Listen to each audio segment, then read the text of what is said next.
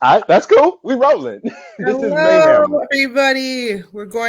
We're live for the Saturday Serendipity session with Dr. Manny, who, yes, is one of our well-renowned admins and founders of Asylum Mayhem. Welcome, everyone. Welcome, welcome. Just going to wait until some more people come and join us.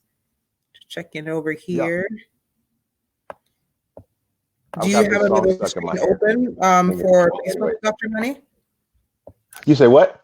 Do you have another screen open to see the Facebook? I can. I Okay. can. I can. I can.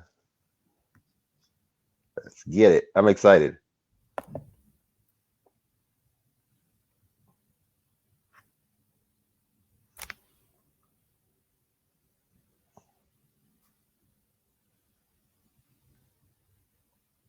And let's see. So we're broadcasting in mayhem, right? Yes. Yes. All right. So Everybody, mayhem rules. All right, so let me mute this. We're live. Okay. Cool. Cool. See, Phil is here. Okay, wonderful, wonderful. Hey, Phil. And for anyone who's tuning in, Phil is our marketing manager, marketing coordinator, whichever pretty word you prefer. All Okay, right. So let's jump right into it. all right. Dr. Manny, you mentioned that you wanted to speak to everybody about the topic about serendipity. What exactly is serendipity? Should we start with introductions of who you are, who I am, and what you intend? Okay, you can go ahead and introduce yourself if you want, unless you want me to introduce you. Which one should we do? I guess I can introduce myself, and then if there's anything else to add, I will. Gertrude is awesome. Okay, I messed up the order. Go ahead. Hello, Asylum family. My name is Gertrude. I've been working with Dr. Manny for a couple of months now as his executive assistant, and it's been a great partnership. And my heart for his business and his ideas is for his dreams to become actualized and to support him along the way in administration and management. So that's who I am. And I'm originally from Zimbabwe and have been living in the United States for like 20 plus years. So it's I have a diasporan mindset, but very internationally minded, but love to see dreams be actualized. So that's a little bit about me. Yeah. So all the machines that you see running, she's running them. I'm pointing in the wrong direction, Gertrude. You over here. So if I'm turning to look towards you, I have to do this. Okay. Right? Yes. Yeah. So I'm grateful for Gertrude. A lot of the stuff, the machinery you guys have seen that has come into place. Gertrude actually far beyond the surface presentation when you guys call the 800 number, when you guys send emails, when you guys are receiving this well-structured emails. Gertrude is managing the team that's taking care of that. So even when you're talking to other people on my team who are doing an amazing job, thank them, but subconsciously, subliminally thank Gertrude as well, because they wouldn't be there talking with you if Gertrude wasn't making it happen. A lot of times I wouldn't be there at the meeting talking to you if Gertrude didn't make it happen, because she schedules and just has been amazing. For those of you who don't know me, the fuck have you been doing in here? Because this is mayhem. Sorry, Gertrude. I don't curse with Gertrude around. so nobody heard that. Yeah, what are y'all doing in here if you don't know who I am? I'm Dr. Manny. I founded Mayhem May 7th. Oh, that's an interesting coincidence. Mayhem in May. So I started Mayhem May 7th, right?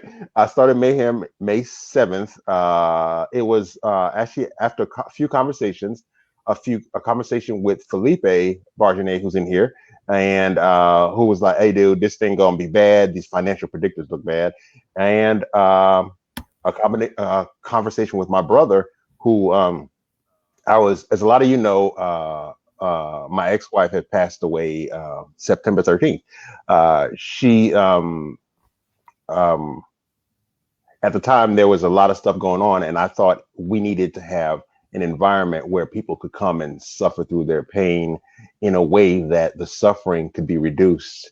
And my brother called me up and he was like, "Hey, you're in this slump," because I was helping Amy at the time. "You're in this slump, but it's important not to get too self-absorbed and miss ironically, the serendipities that are available in this moment, the opportunity to do what it is that you're called upon to do in this life, in this world.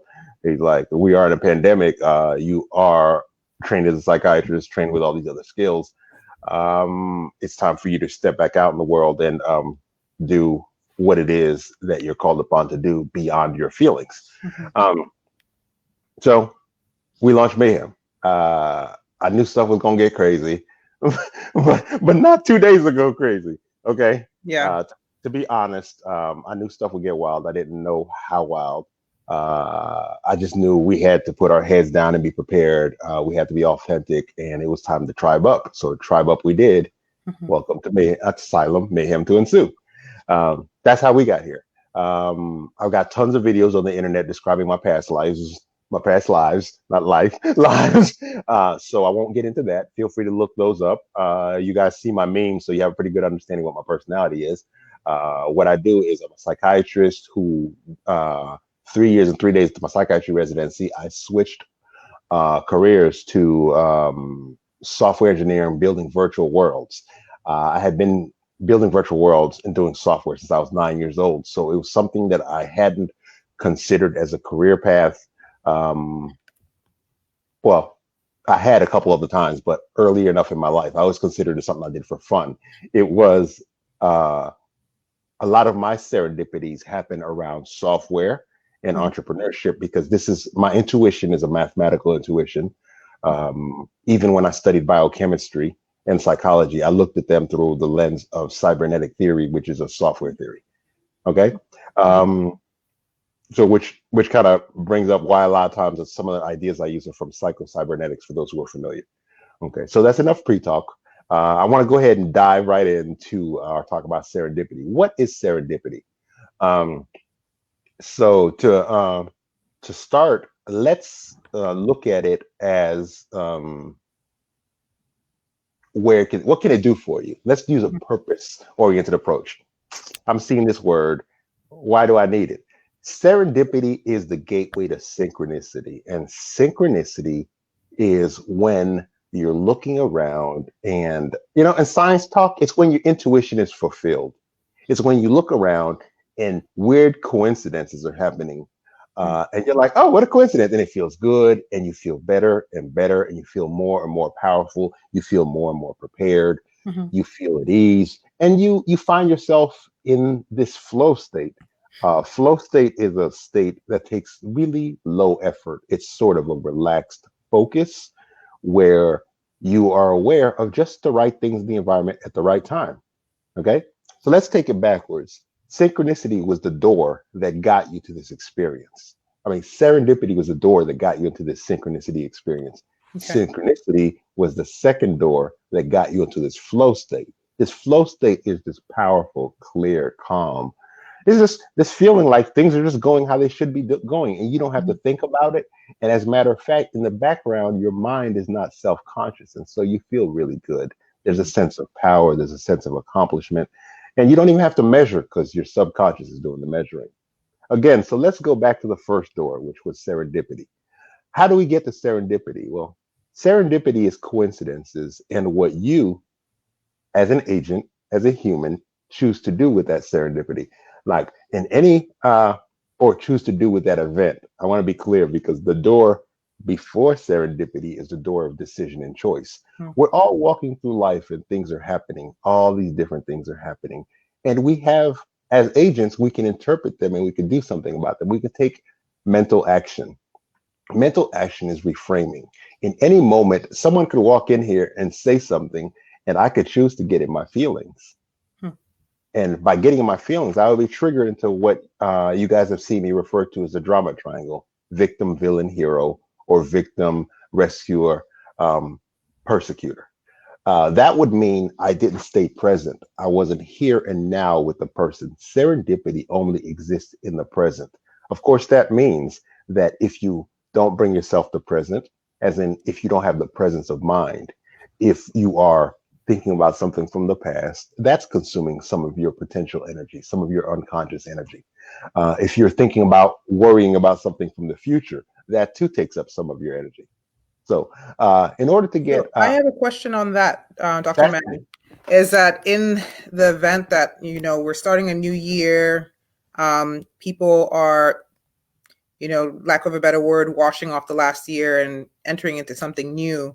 How would you advise, some of our viewers to get into this place of serendipity when, they're battling world news, they're battling, family realities right now, and yeah, mental blocks that are preventing them in some cases from reaching this serendipity? What would yep, you say yeah. would help get to that place? Those are the perfect things to get you into serendipity. Hmm. The stuff that pisses you off, pardon me, Gertrude, the stuff that rages you, the Mhm. stuff that makes you come alive, Yeah. but shooting in the other direction, these are the moments for serendipity because these are intense events in your life. Hmm. These are the moments during which you observe. You become calm, you return to the breathing, you ground and you center. Of course, grounding and centering, we would think, oh, these are things that come naturally because we've been hearing about them all our lives. BS, they don't, because we don't do them. When was the last time you sat in a storm and just breathed instead of adding to the storm? Hmm. When was the last time someone came at you and were yelling and you didn't immediately start yelling back? You instead listened for their pain, allow their pain to, for lack of a better word, arouse you. Mhm. Arouse you from this unconscious slumber, this self-absorption into their world. Why is this person coming at me angry? What do they see in the world that I can't see? And if this is someone I know, like, and trust, I have the opportunity not to retreat into my ego. Hmm. Why is this person interrupting me? You blocked your blessings, so to speak.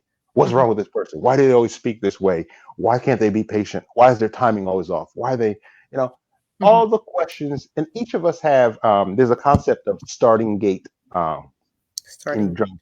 Yes, starting gate. What do you do by default when you're interrupted? And what that reveals to the rest of the world and to yourself, if you're present enough to observe, is your general attitude, your sense of efficacy and power in the world. You know, if I'm constantly scared, and as someone who suffered from anxiety and depression, there was a time where every event that showed up, I had conditioned myself into learned helplessness. And as a Mhm. result, anything that showed up, I assumed it was going to be overwhelming and too much for me. And Mhm. so preparedness for me at the time was to cower into my corner and have my best excuses ready to defend myself. Hmm. This is the opposite of serendipity. We need to look. Serendipity is about arousing curiosity. Hmm. So even as you're in the corner, backed up, you sit in the corner and you say to yourself, oh, look at me shaking. Look at me afraid. Look at me paralyzed. Look at me weak. Look at me. I can't move. And you're in there. You're the only person in there. So your job is to observe what is happening and to reframe it, to say to yourself, this is an opportunity to be courageous. Fear is always an opportunity to be courageous. Fear activates ego. Ego activates these lies, these stories, these rationalizations, deflection, all these ego defenses Hmm. that put a layer of story, a layer of narrative over the present moment so that we're not truly there. We're not truly connected. We're not experiencing what is there. We're experiencing what our mind is projecting into the space. Projection is perception. We're blinding ourselves to Hmm. the serendipity. And it becomes a missed opportunity. Hmm. Serendipity is about the coincidences that provide the gateway to synchronicity. Synchronicity is being present, being authentic, feeling safe, feeling fulfilled, feeling appreciated, feeling valued, Hmm. being in the moment and knowing that this is your moment to move to the next stage of your transformation, your development. It's unapologetic, it's active, it's all in. Hmm. If you're faking it, you're not going to find the gateway to synchronicity. I think it's either Carl Jung, I think it was Joseph Campbell actually, in A Hero with a Thousand Faces. He's one of our original mythologists who basically came up with these ideas and clarified them and distilled them, Mhm. including synchronicity. He has a whole book on synchronicity. Hmm. No, Jung has a whole book on synchronicity based off of some of the ideas of Campbell as well. Basically, these two ideas run together. So when we're thinking of synchronicity, we want to be like, how did we get here? Well, we let the serendipities lead us there. Synchronicity is fulfillment of intuition. that means it can't be fulfillment and absorption into ego. I can't, in my feelings, my internally generated ego-based feelings, if I'm in the present. There is no better feeling than the present. Here and now. If I'm enjoying a hot bath, a bath at just a hot bath at just the right temperature, if part of my mind is in a meeting I had earlier, if part of my mind is worrying about a conversation tomorrow, energetically I'm not present. Okay.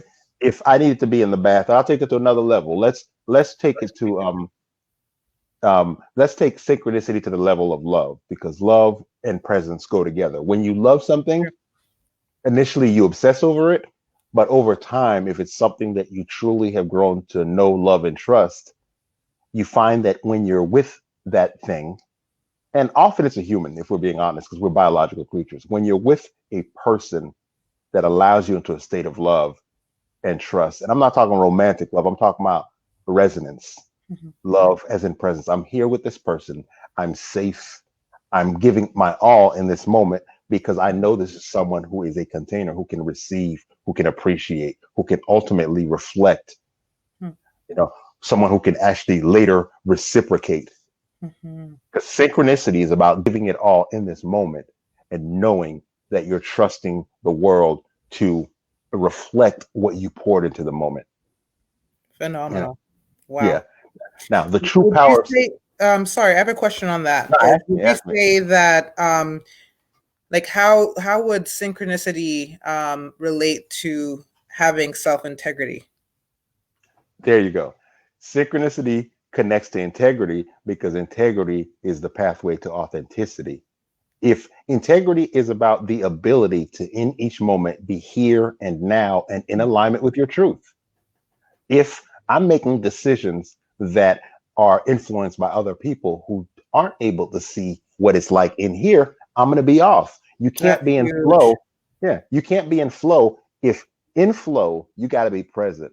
And that means you can't be thinking about anything irrelevant. Irrelevance destroys flow. Irrelevance creates noise in synchronicity. Now, we can have positive and negative synchronicities. The second you let noise into your moment, something irrelevant, you've decreased your presence, you've decreased your power, you've made yourself show up as distracted, as afraid, as preoccupied, as showing up with an agenda, showing up with ulterior motives, and as such, your body will show it. If I'm saying with my mouth, I'm here to be romantic, and you're like, okay, what have you got a bat for? Unless you're into that, then why this dude has something out of alignment. Now, that bat is something outside of me, symbolic, but we as humans, we've been taught to master biological motion, particularly in those we love.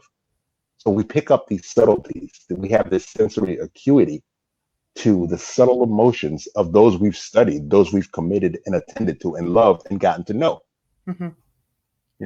That's huge. So, in my head right now, I'm equating serendipity to the saying that people say, don't disrupt my peace, or don't disrupt my, and then synchronicity is, am I maintaining the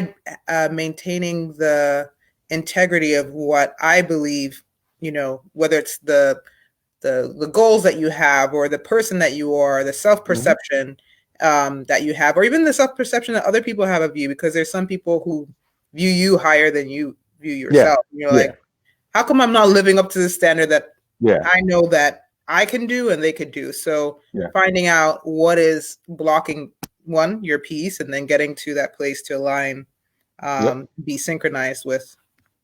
And it's people say thoughts are energy.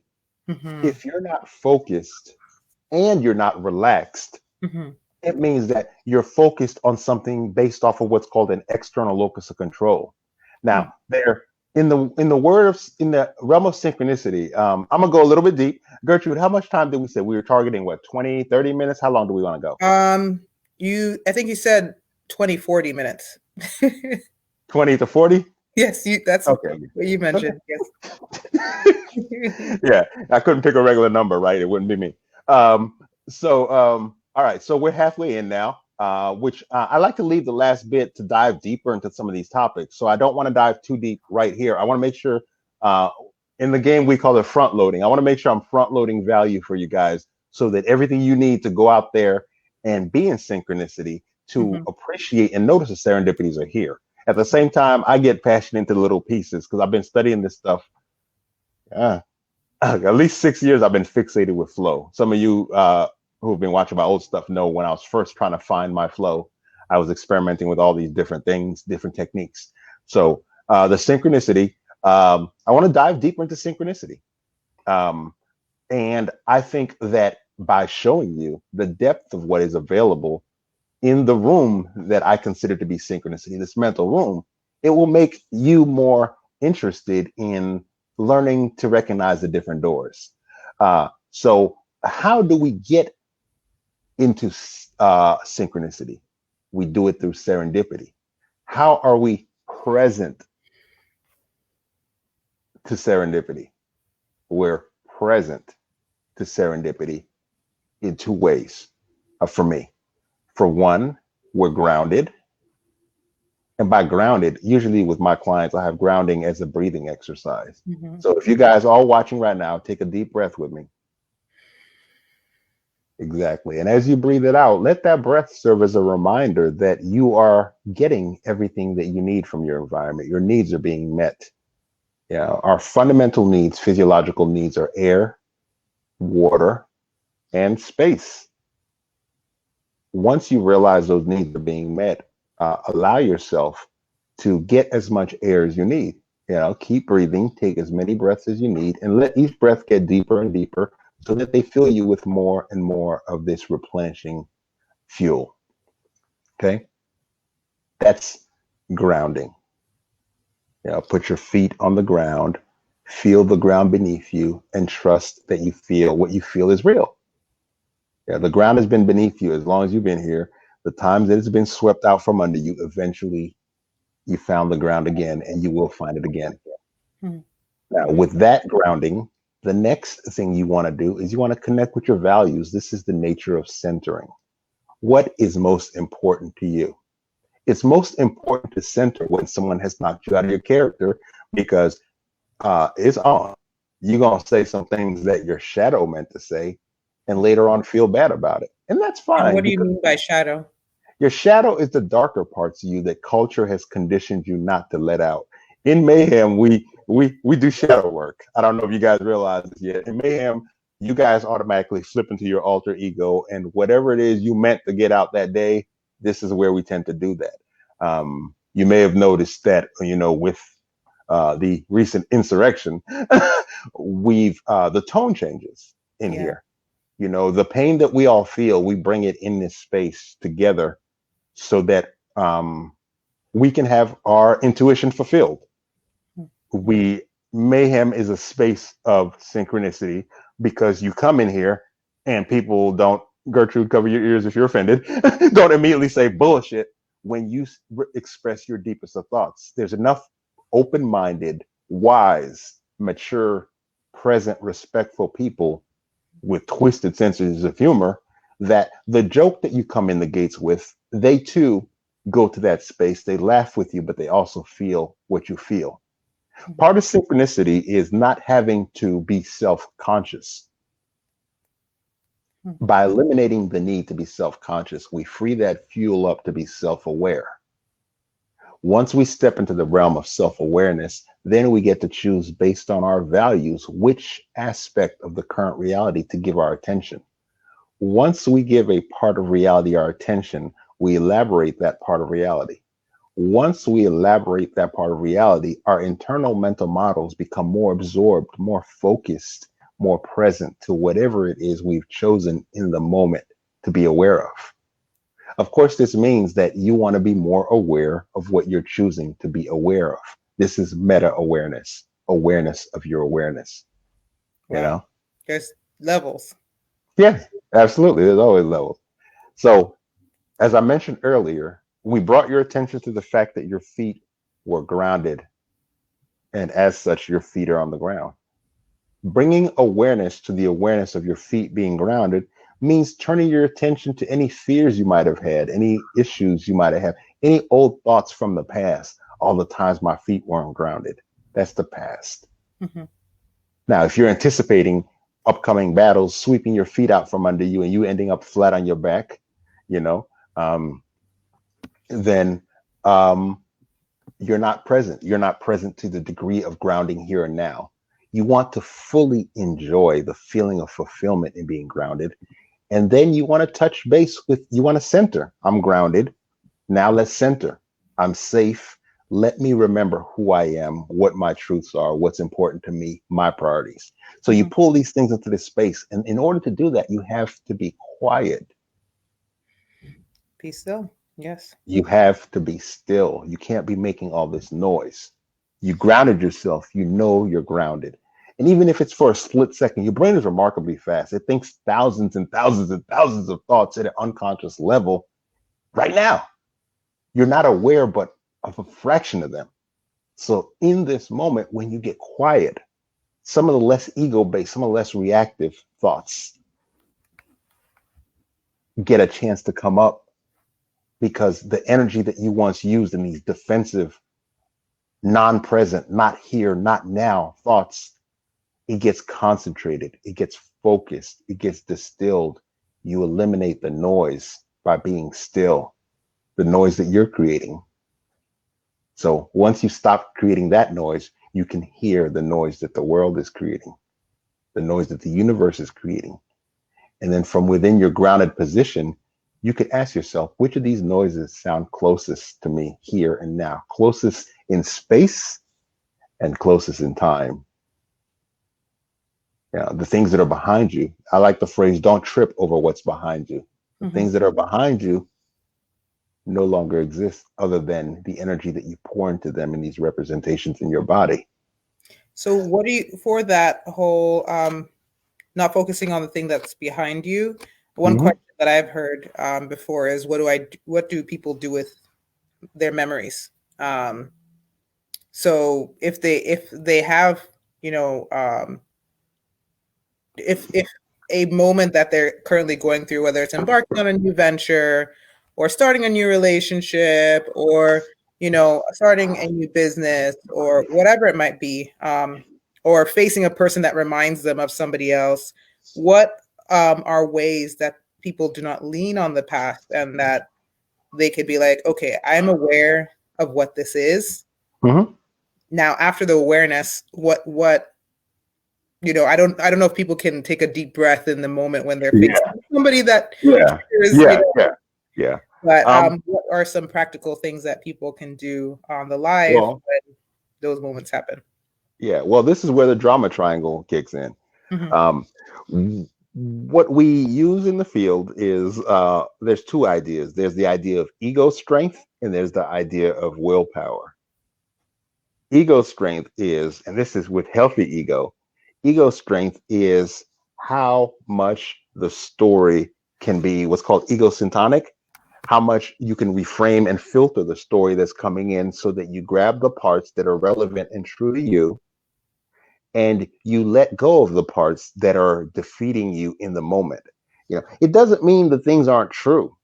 Someone might say something about you that's true. You might be lazy. You know, it might be that your past history is loaded with lazy crap that you've done.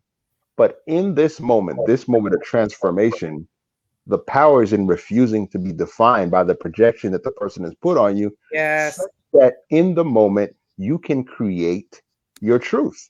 The second you let go of the person's story, you surrender ego. That's the definition of surrendering ego.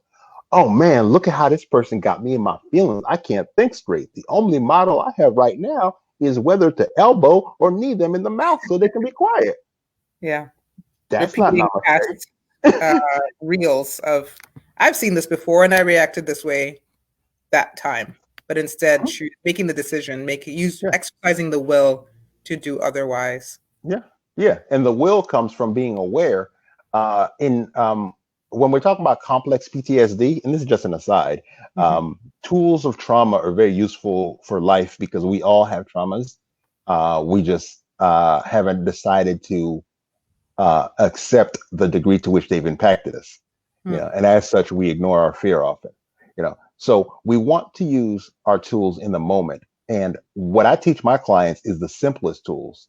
You know, one of my mentors about 8, 9 years ago, I'd say, at least, when I first started getting into the work of memetics and semiotics, which are some of the deeper sciences of mind control. This was way before I started studying hypnosis. One of the things he told me was, you want to interact with everyone as if they're an idiot in a hurry. Oh, gosh. No, because think about it. When you have the crap scared out of you, you are dumb as dog poo. I am dumb as dog poo.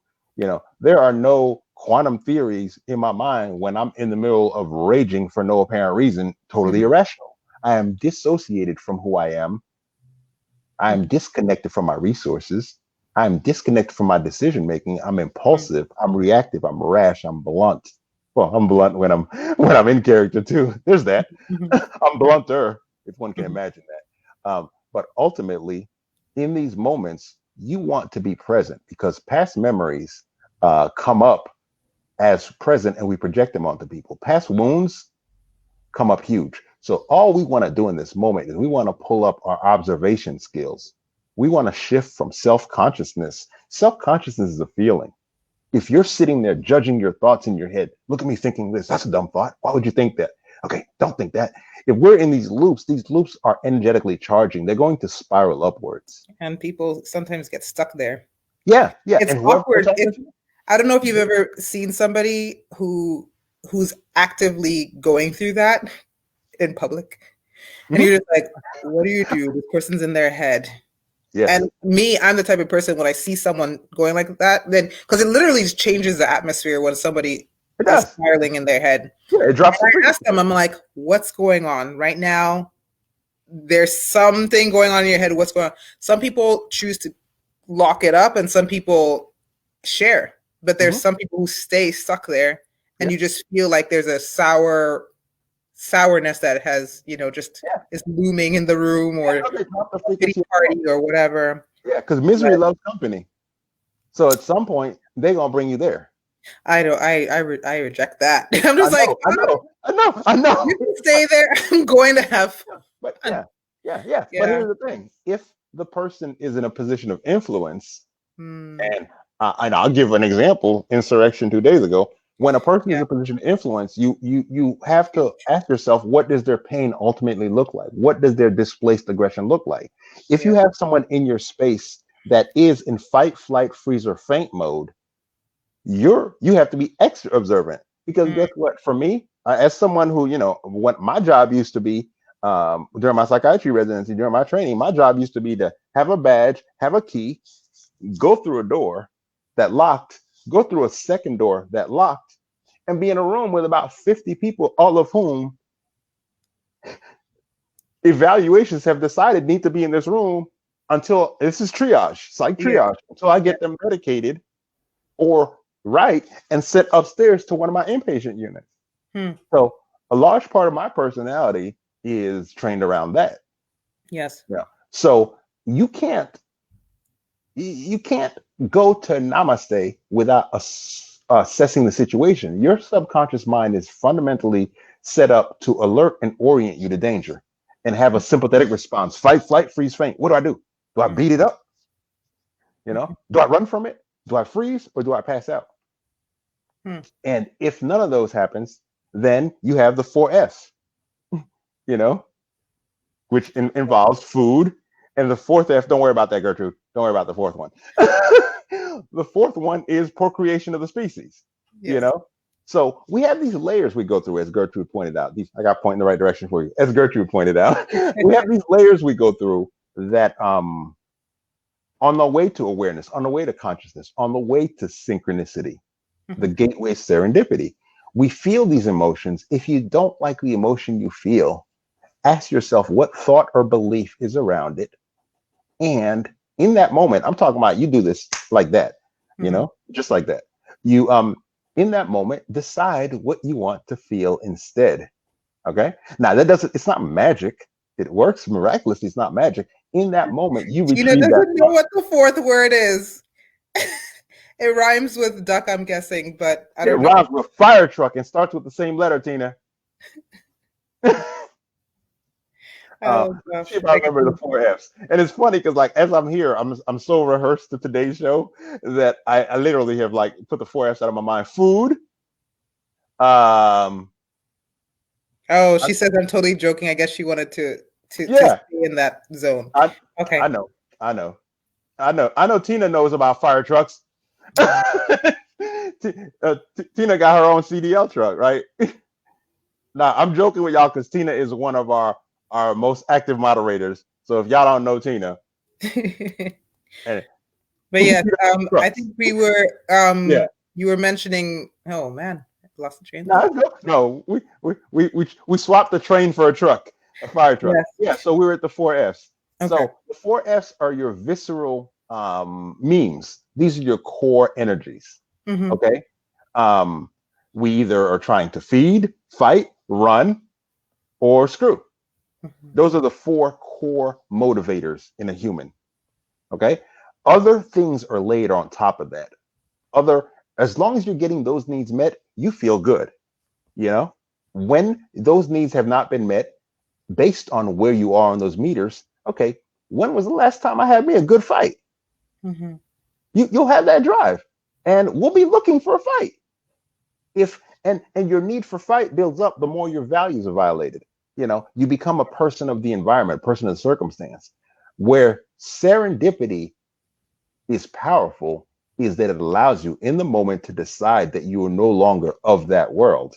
Mm-hmm. You get to be curious about other aspects of yourself and start projecting those aspects into reality. And as those things map to reality and more, you show up in places as your most powerful self with your most present attitude, which is what serendipity allows. Serendipity opens up the door for optimism, competence, capacity. Did I say confidence? Confidence, competence, Yeah. achievement, fulfillment, truth, connection, Mm-hmm. love, attention, presence, safety, nurturing.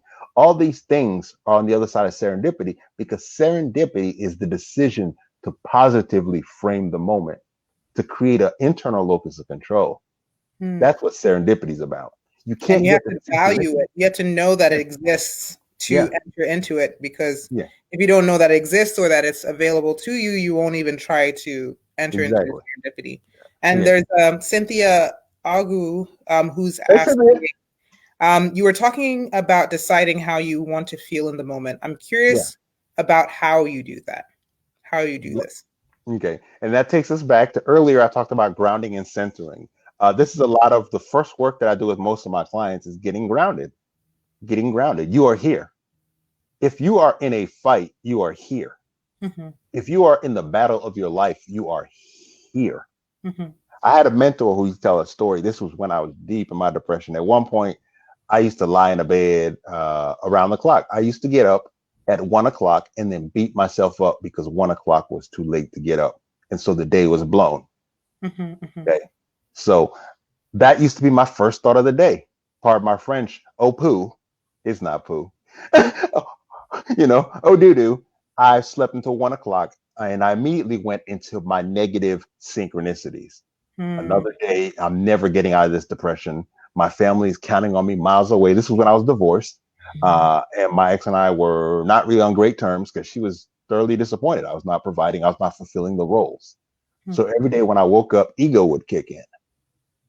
I'm supposed to be this guy that provided family. I had high visibility, huge social media following, uh, had a lot of customers and clients. And now here I was in this depression where I was self absorbed in my pain, and my pain was perfectly happy sucking me up every day to the point where I wasn't sleeping at night and I was waking up at 1 drained. More, I would wake up at 1 more tired, more Yeah, drained, more that's a hopeless. huge Yeah. indicator of depression, is when you wake up more tired than you.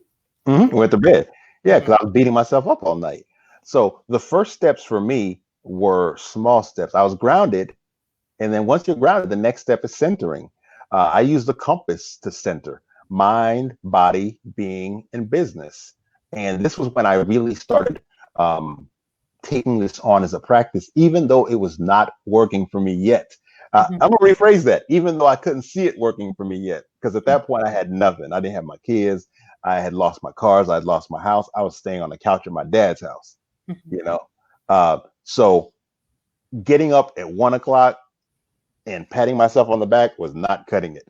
Mhm. It Mhm. was, I was constant reminders were coming. Like the thing I looked forward to the most was a 300 and something unemployment check, you Mhm. know, and this was at a time when I was used to billing people hundreds an hour, Mhm. yet I didn't feel the ability to ask it because it wasn't me in that place. Mhm. Now, in that moment, you got to decide to feel just a little bit better, just a little bit better. So little bit better that anyone outside your head would be like, oh, that's some crap. What the hell are you celebrating? Mhm. I'm celebrating a tiny victory. My tiny victory, I asked myself to do two things and pour all my energy into it. And I grounded and I centered. Grounding, basically, I would roll off this couch. And it was in my dad's living room in his house. I would roll off the couch. I would put my feet on the ground and I'd be like, it's 1 o'clock. We're here. We're now. This is when this body, this spirit woke up. This energy came together enough to move this body. Mhm. I feel terrible.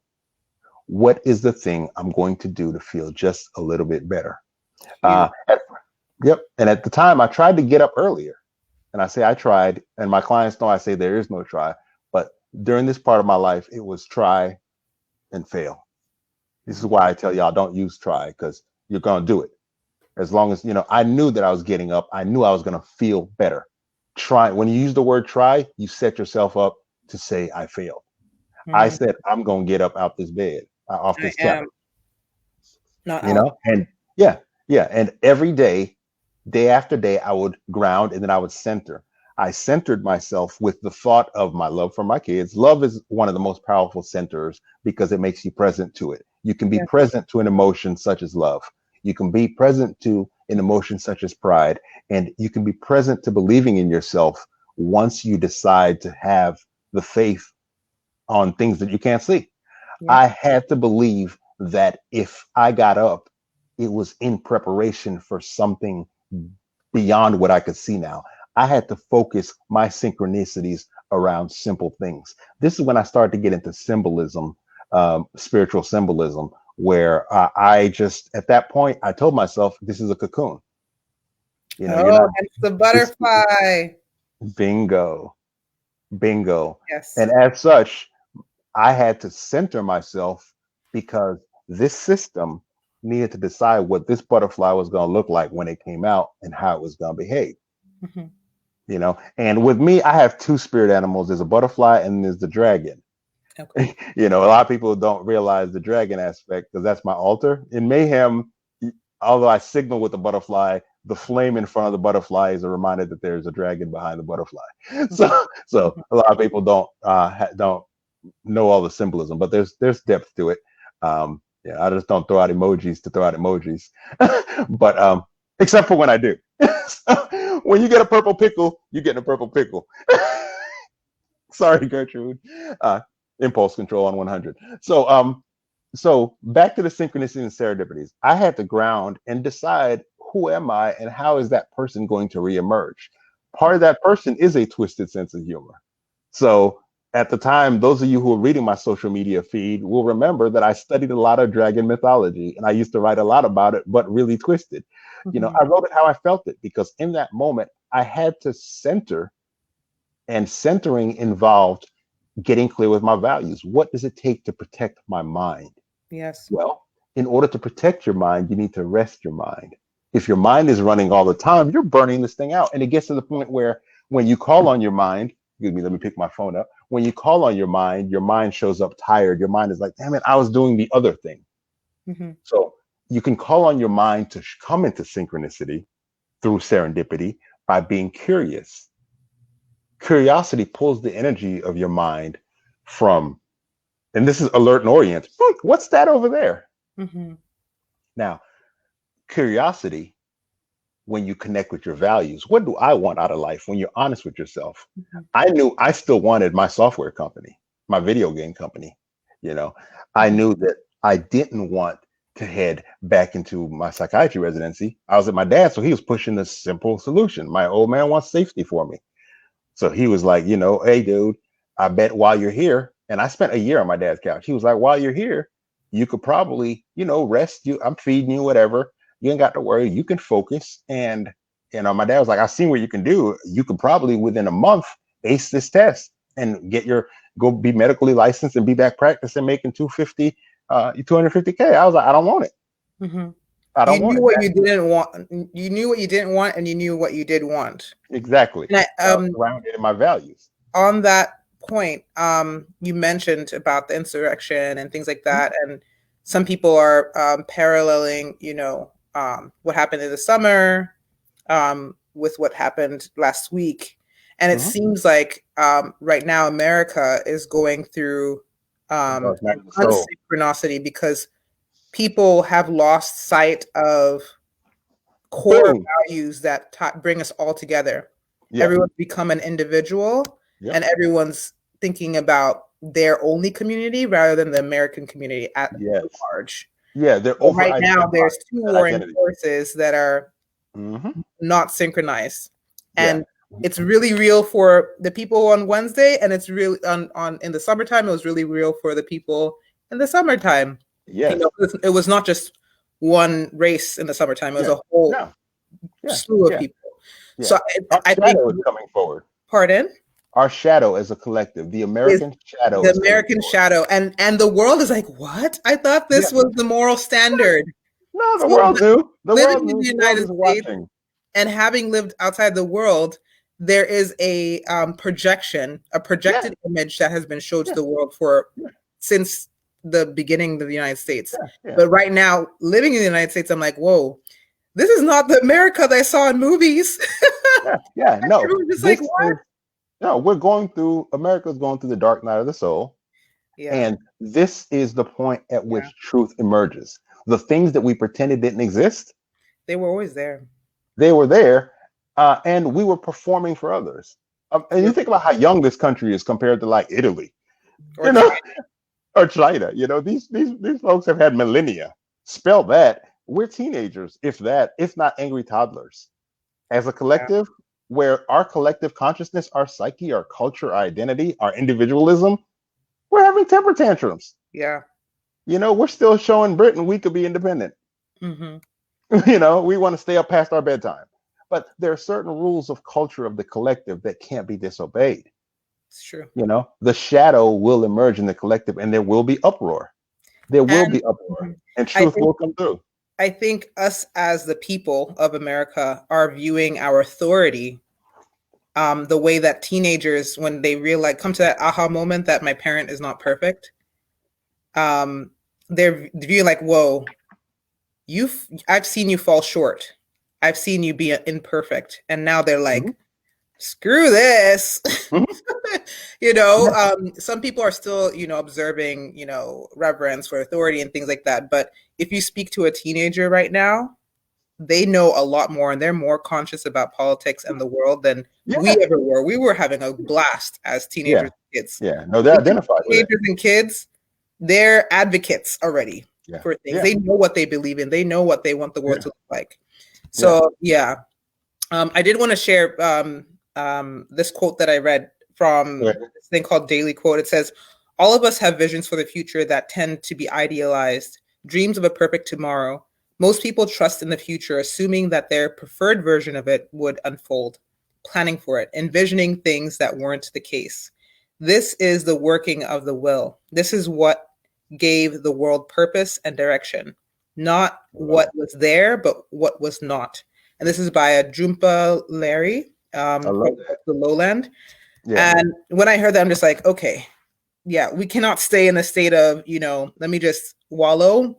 We need to imagine what can be and things like that. And which is a segue to to join, Dr. Manny in his community that he formed called the Get Committed community.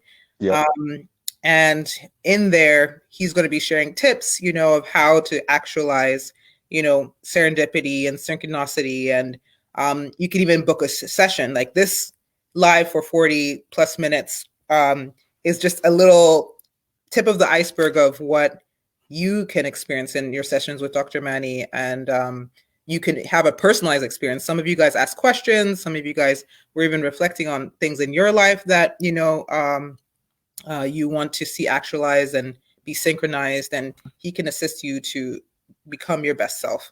So definitely you could book a discovery call with him. If you're interested, you can DM me on, I'm both on Asylum and the Get Committed community. And you could just let us know, hey, I'm interested in a free session with Dr. Manny, or free discovery call with Dr. Manny, and we'll link you up. I don't know if you have any closing remarks, Dr. Manny. Yeah, don't come over to Get Committed on no BS. It's Get Committed for a reason. Yes. It's committed is an intentional double entendre, because people used to get committed to my psych unit, or you can get committed to your growth. So this is commitment, committed to Asylum. As some of you are waking up to, Asylum is sort of our place to go through our dark night of the soul. It is our collective cocoon. Mayhem is our cocoon, where we come through and we integrate our shadow. We heal in here. As long as we need to be in here, we're in here. But when you're ready for the next step, then it's time to get committed. To heal, grow, and thrive. To heal, grow, and thrive. Wherever you are in this journey, I always say Asylum awaits. #Asylum awaits. When it's time for the next step, you'll know. You'll know by your curiosity. You'll know by your interest. You'll know by your commitment. So the invitation to get committed is an invitation to like actualize the change that you can. I can't even say, all jokes aside, because you guys see the way I work. I work bare metal. I work in the bloodbath.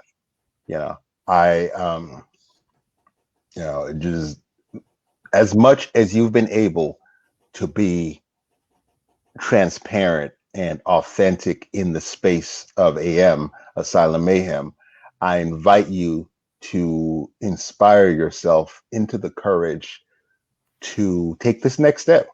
And there's no looking back. You're not leaving anything behind. You're making the sacrifices so that you can create the space for all that is waiting for you, all that is possible for you, and to actualize your potential so that you can feel the satisfaction and fulfillment that is waiting for you once you get committed. Asylum awaits. Wonderful, wonderful. I'm just going to put the URL link to schedule a time with Dr. Manny. It's below over here. It's very simply calendly.com/Dr. Manny. Yes. And just click on discovery call, and there's a client intake form just to share, where you're at currently and things like that. And he will listen to your story and see if hypnotherapy is the best source or best type of therapy moving forward. So it's just, a first date of, are we okay for each other? Yeah. And if you both agree, you can move forward and start your journey to heal, grow, and thrive with him guiding you through. So, yes. Thank you, Gertrude, as always. Thank you guys for spending your Saturday with me. Love you guys. Let's get it. All right. Bye. Until next time.